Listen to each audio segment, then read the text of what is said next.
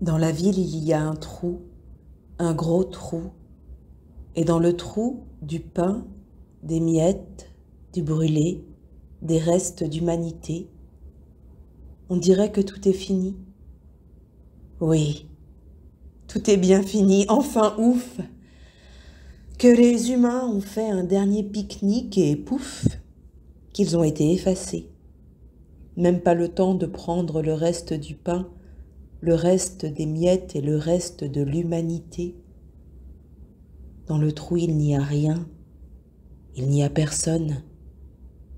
Mais à côté du trou, juste à côté, et comme en creux, il y a une construction sortie de terre, sortie de verre, et pleine de béton-lumière, et dedans ça fourmille, ça vit, ça s'agite et ça croustille. Ils sont là en fait les humains. Ils se sont réfugiés dans les livres, dans les jeux, dans les fauteuils, dans le calme des salles, dans l'ombre et dans le frais. Ils viennent boire aux fontaines, la fontaine des spectacles, la fontaine des ateliers, la fontaine des jeux, la fontaine des livres, la fontaine des sourires, la fontaine des disponibilités. Deux petits garçons croisés hier. « Madame, on n'a pas le droit de rentrer ?»« Non, aujourd'hui c'est fermé, mais demain ça ouvrira. » La certitude de demain, la certitude de la petite affiche qui dit la certitude des horaires. « On aimerait bien rentrer, même juste pour aider. » Vous viendrez demain. Shoot dans un caillou, soleil brûlant. Ok, demain. Demain, c'est quand? Pour les petits, c'est très loin. Ils ouvrent grand la bouche, un doigt dedans. Si je te dis demain, ça allume quoi en toi? Ça me fait penser à mes mains, à mes copains. C'est des questions pour les grands, ça. Parce que moi, je suis au CP, en fait. Et si je te dis le futur, alors là, carrément, le futur, ben, ça commence samedi ou peut-être vendredi. Une petite moue d'évidence. C'est pas si compliqué, pas de quoi philosopher. Le futur, c'est trop loin, alors repassez demain. Pour les ados, demain c'est le brevet. Leur dos se redresse à mesure que leur carrière se dessine. Ils révisent d'un même corps, silences et sourires. Leurs fiches passent de main en main, de main à demain. Ils jouent leur avenir, c'est très sérieux. Ils disent 3 mots, atteindre ses objectifs. Et puis ils nous apprennent qu'il y aura des trucs écologiques et qu'il va falloir s'habituer, mais qu'ils s'habitueront et qu'il va falloir et qu'ils feront. On voit qu'ils ont envie de grandir, envie de sortir de leur peau. Ils sont déjà en train de muer au moment où ils nous parlent. Ils nous dépassent en courant, en riant. Ils disent « Tout va changer d'un coup. Peut-être qu'il y aura moins d'arbres et le futur sera bleu foncé, comme dans les boîtes de nuit. Le futur commence à chaque seconde et à chaque seconde, il se transforme en passé. Ça va vite, dis donc. Et le présent, dis donc. Il y a le présent déjà.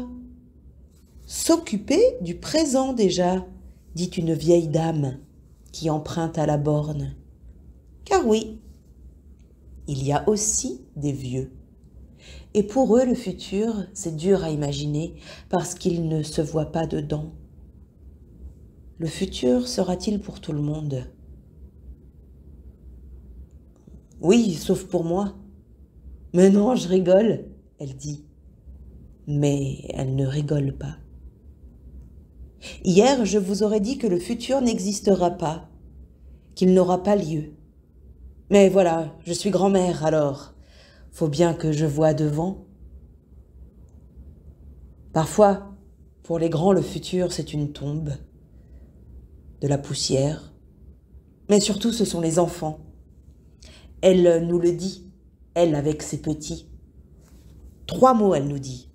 Mes enfants, mes enfants, mes enfants. C'est tout ce qu'elle a, ce mantra. Une autre dit, moi dans le futur, j'y serai pas. Mais peut-être mon fils. Et si vous le voyez, passez-lui le bonjour. Et puis au fils de mon fils, et aux filles de ma fille, et tout le Bataclan, nous dit-elle.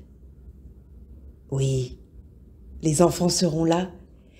Ils vont nous sauver de tout avec leurs rêves de parking sous-marin, de parking pour fusées, de parking pour sapins, de voitures qui volent, de voitures qui parlent, de voitures qui pensent.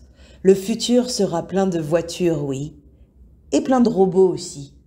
Ce vieux mot, robot, ils ne disent pas intelligence artificielle, ou réalité augmentée, ou transhumanisme. Non, ils disent robot, et puis boîte de nuit et fusée. Leur futur ressemble étrangement à l'URSS, avec du jaune fluo. On ne leur dit pas, on leur laisse le champ libre. Ils sont déterminés, les poings dans les poches, le regard droit. Ils ne sont pas naïfs. Ils nous disent aussi guerre, racisme, différence. Mais ils vont tout changer. Ils vont changer la forme des maisons, ils vont changer le cœur des humains. Le futur, ce n'est jamais trop large pour eux, jamais trop vaste à saisir. Ça ne les inquiète pas. Ils y vont d'un pas tranquille. En chemin, ils croisent des adultes qui ont peur, regroupés, effrayés en bout de falaise, qui murmurent « Espérons, espérons, espérons », qui s'agrippent aux livres, qui se tiennent au mur, « Espérons, espérons, espérons », et qui s'excusent. C'est pas très joyeux, c'est pas très positif, c'est pas très festif. Il faudrait une petite touche. Une petite touche de quoi? De joli. Mais dans leur bouche, nous extrayons les mots Ukraine, Yémen, Syrie, Somalie, Libye, pandémie. Ils se massent la mâchoire. Désolé, hein, mais quand on voit le présent, c'est pas gagné. Ça va pas aller en s'arrangeant. Avec ce qui se passe, il y a de quoi désespérer. Je dis pas qu'on va dans le mur, mais...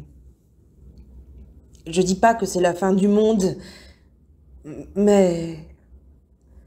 Je dis pas que j'attends que tout ça se termine, mais... Je dis pas vivement la fin, mais... Je veux bien le futur s'il est mieux. Sinon, ce sera le passé SVP. Avec ma mère, mon père, mes souvenirs. Je préfère. Et pourtant, l'espoir. Toujours l'espoir. J'espère. Nous espérons. L'espoir se conjugue et ça oscille comme ça. Espérer, désespérer. Espérer, désespérer. Ça dépend des heures, des minutes. Car oui, nous croisons aussi çà et là de violents optimistes en embuscade qui crépitent comme des mèches et nous pètent au visage avec leur évidence de joie. Mais bien sûr, le futur, je suis pour. Et bien sûr qu'il existe. Mais comment ça? Regarde devant toi, il est là. Puis il faut qu'il soit là. Sinon quoi? Sinon rien, mais il faut. Et voilà. Et puis, la liberté d'imaginer. C'est bien tout ce qui nous reste. Et c'est déjà pas mal. Et vu que le futur m'attend, j'y vais. Il faut dire qu'on les prend au dépourvu, tout emmêlés dans le présent. Soudain, comme ça, on s'adresse à eux et on leur dit « Toi plus le futur égale ». Et ce qui est le plus dur, c'est pas le futur, c'est eux. Quoi? Moi? Vous me demandez à moi? Il se retourne, mais il n'y a personne. Oui, vous, monsieur. Madame? Demandez à mon mari. Non, vous, madame. Demandez à Dieu. Non, vous, monsieur. Nous, notre avis ne vaut rien. Entendu hier. Notre avis ne vaut rien. C'est 1 sur 500 millions. C'est comme au loto. Oui. Eh bien, aujourd'hui, vous avez gagné le droit de parler en votre nom. C'est pas grand-chose, c'est sûr, de parler du futur. Ça n'abat pas les murs. On n'a pas de programme. On veut juste écouter. Leur visage est froissé, fermé, et puis soudain, quelque chose se déplace. C'est tout petit, intérieur, comme un mini loto, comme une mini victoire à 1 centime. Elle m'a dit donc, vous êtes marrante, vous. Elle est pas mal, celle-là. Alors, si je peux dire, mais de mon point de vue, ça n'engage que moi, hein. Ce n'est que mon avis. Je dirais que... Il dépose quelques mots au creux de notre main. Ah, ça me fait pas mal, tiens. Oh, quoi, c'est tout? Oui, c'est tout. Nous n'offrons aucun miracle, juste cette parole entendue, recueillie, griffonnée, notée, absorbée. Ils existent tous, comme on les a notés, sur le vif, sur les genoux. La dame au gâteau, les mamans au berceau, l'employé sympa, la dame de ménage prise au milieu de son travail, la petite fille blonde, sa tata qui n'arrive pas à parler, les 2 garçons de l'escalier, les 3 dames avec des poussettes, la nana et tous ses enfants, les 3 petits maîtres du temps, les 4 du brevet, la dame et le fils, les 3 petits, le roux et le petit chou, la dame aux tresses, la fille qui révisait seule, la femme voilée, les 3 ados qui voulaient des questions d'adultes, l'enfant plongé dans un abîme de perplexité, celui qui tremble aux yeux clairs, les 2 Chibani blancs. Et ils nous ont aussi déplacés, bousculés, inquiétés, renforcés. On pourra ressortir du havre fourmillant sous le soleil brûlant, marcher droit dans le trou, fouler le pain brûlé, se tenir là et se dire qu'ici, demain, plus tard ou dans le futur, il y aurait tout ce qu'on s'efforce aujourd'hui de rassembler et de construire, ou même de faire tenir, et qui nous attendra